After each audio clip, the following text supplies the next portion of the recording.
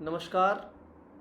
पुनः आपके समक्ष एक बार फिर उपस्थित हुआ हूँ और जैसा कि पिछले वीडियो में आपसे चर्चा करी थी अपनी पुस्तक के बारे में, मेरी पुस्तक का पहला जो उसमें अध्याय है वो अध्याय है, उस अध्याय का विषय है हमारी संस्कृति हमारा गौरव।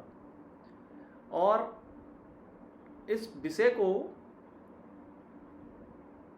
समझने से पहले एक प्रसंग जो रामायण के समय का एक प्रसंग है वो मैं आपके सामने रखूँगा। और प्रसंग है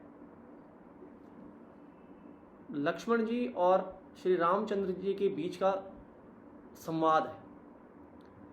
और एक श्लोक है, अपि स्वर्णमय लंका नामय लक्ष्मण रोचते जननी जन्मभूमिष्य स्वर्गादपि गरीयसी।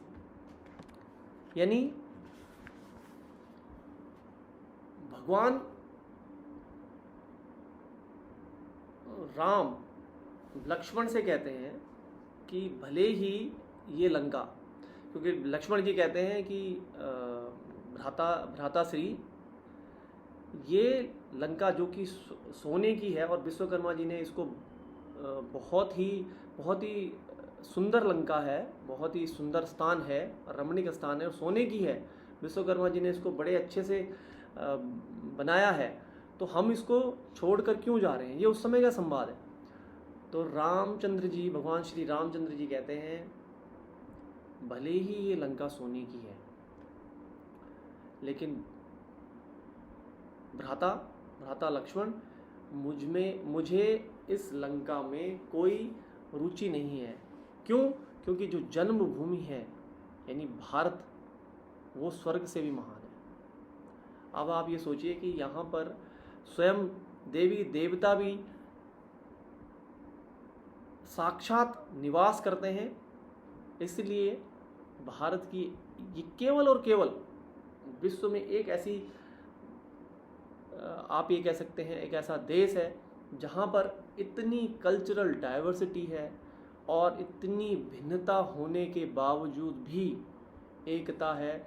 मानव संस्कृति, मानव जगत, मानव उत्पत्ति के जो अग्रिम पीढ़ियां हैं, जिनको हम, जैसा अगर आप लोगों ने ह्यूमन इवोल्यूशन के बारे में पढ़ा हो तो शिवापितिकस और रामापितिकस यानी जो मानव की विकास की जो अग्रिम पीढ़ियां थी उसकी उत्पत्ति भी भारत भूमि में हुई है। ये हमने ह्यूमन इवोल्यूशन में भी पढ़ा है। तो ये हमारे लिए, हमें अपनी संस्कृति पर क्यों ना गर्व हो। विशेषकर युवाओं को कहना चाहूँगा कि अपने, हमारे जो देश के महान पुरुष हुए हैं, महान शासक हुए हैं, सम्राट हुए हैं, ऋषि मुनि जो संत हुए हैं, जो महान पुरुष हुए हैं, जब समय लगे उनके जीवन के बारे में जरूर पढ़ें। उन्होंने समाज के उत्थान के लिए अपना सर्वस्व, समाज के लिए, अपने देश के लिए सर्वस्व दिया। चाहे महाराणा प्रताप जी हों, अकबर की हिम्मत नहीं थी कि वो महाराणा प्रताप के सामने युद्ध में टिक सके। नौसेना जो हम बात करते हैं, छापामार युद्ध, वो कहाँ से आया, उसका ओरिजिन कहाँ से है। इस कभी सोचे, आज हिंदू साम्राज्य दिवस है तो हमें शिवाजी के बारे में पढ़ना है, शिवाजी के बारे में कभी अध्ययन करें। ऐसे बहुत सारे एग्जाम्पल हैं, ऐसे बहुत सारे उदाहरण हैं जब पश्चिमी सभ्यता उतनी, ये कह सकते हैं कि उतनी आज तो चरम सीमा पर है। आज हम देखते हैं कि वेस्टर्न कल्चर की तरफ हमारा बहुत रुझान रहता है, लेकिन जब पश्चिमी सभ्यता इतनी तेज़ी से विकसित नहीं हो रही थी, जब वो बिल्कुल इनिशियल स्टेज पर थी अपने विकास में, तब भारत के, आप कह लीजिए सपूत, भारत में ऐसे ऐसे महान योद्धा हुए, शासक हुए, ऐसे ऐसे महान ज्ञानी हुए, चाहे वो किसी भी क्षेत्र में ले लीजिए। अगर हम चाणक्य की बात करते हैं तो राजनीति और कूटनीति आज भी चाणक्य जी द्वारा दी गई कुछ पद्धतियां विश्व में कई यूनिवर्सिटीज़ में पढ़ाया जाता है, कई कई जगहों पर उसका आज भी शोध चल रहा है। तो हमें अपनी संस्कृति और अपने भारतवर्ष के इस कल्चर पर गर्व होना चाहिए, उस पर हमें गौरवान्वित हमें महसूस करना चाहिए कि हम इस धरती पर हमें मानव के रूप में जो है जन्म मिला। मैं तो ये बात आपके सामने रखूँगा और भारत की पुनः एक बार आपसे कल्चरल डाइवर्सिटी के बारे में बोलना चाहूँगा। कल्चरल डाइवर्सिटी में आप देखिए कि उत्तर का क्षेत्र, हमें उत्तर में रहने वाले लोग उतने ही प्रिय हैं जितने दक्षिण में। हमें पूर्व में रहने वाले लोग भी उतने ही प्रिय हैं जितने कि पश्चिम में। हिमालय से निकलने वाली माँ गंगा हमारे लिए उतनी ही पूजनीय है, उतनी ही वंदनीय है जितनी कि कावेरी। इसलिए मैं ये कहूँगा कि इतना डाइवर्स होने के बाद, इतनी डाइवर्सिटी है, फिर भी हम एक हैं।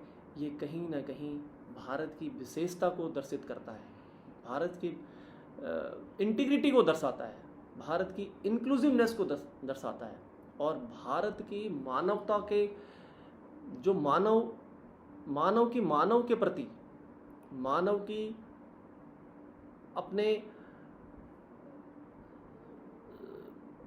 इन्वायरमेंट के प्रति, अपने सराउंडिंग के प्रति, अपने आप ये कह लीजिए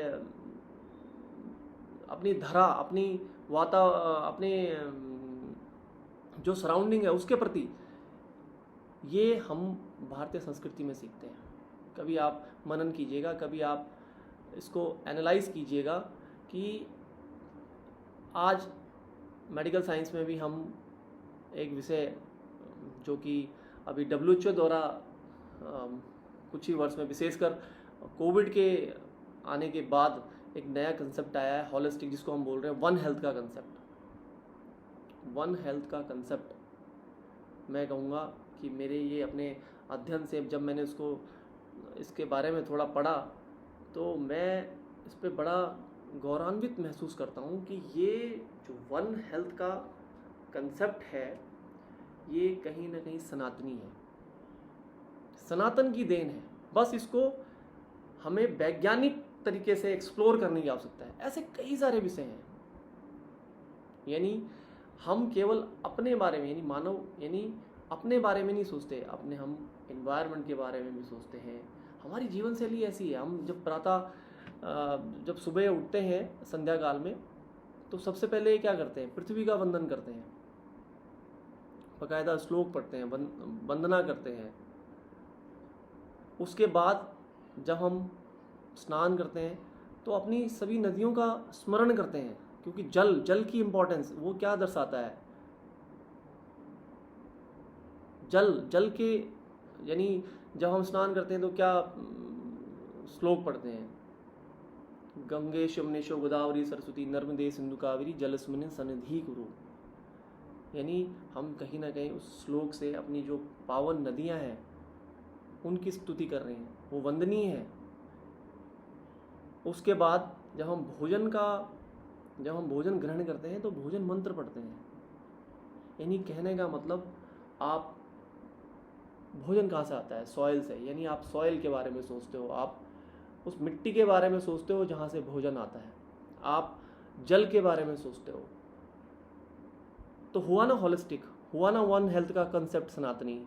तो ऐसे कई ऐसे विषय हैं जो विश्व को भारत की देन है, परंतु उसको आज साइंटिफिकली एक्सप्लोर करने की आवश्यकता है, वैज्ञानिक तरीके से विश्व के सामने उसको प्रस्तुत करने की आवश्यकता है।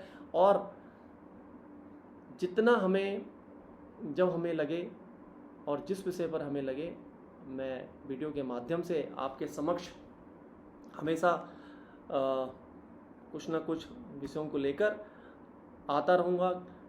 और आज हमारी संस्कृति, हमारा गौरव, अंत में एक दो लाइन और कह के इस विषय को समाप्त करूँगा कि भारत एक ऐसा देश है जिसमें हर मास यानी हर महीने कोई ना कोई त्यौहार है और हर त्यौहार का एक महत्व है। हर महीने लगभग, अब मास के अगर आप मार्च के महीने की बात करें तो मार्च के महीने से हमारा नववर्ष शुरू होता है और नववर्ष मार्च में शुरू होता है। हमारे यहाँ पर आप देखिएगा कि पूरे भारत में उस समय जैसे उत्तर में चैत्र शुक्ल पक्ष के नवरात्रे चलते हैं, नव दुर्गा का पाठ होता है घर में।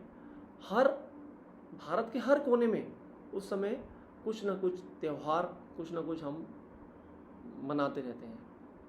उसका पूरी तरह से वैज्ञानिक आधार है। उस वैज्ञानिक आधार को हमें आज समझना है और अपनी युवा पीढ़ी तक, ये मैंने एक एग्जाम्पल दिया, ऐसे बहुत सारे ऐसे त्यौहार हैं।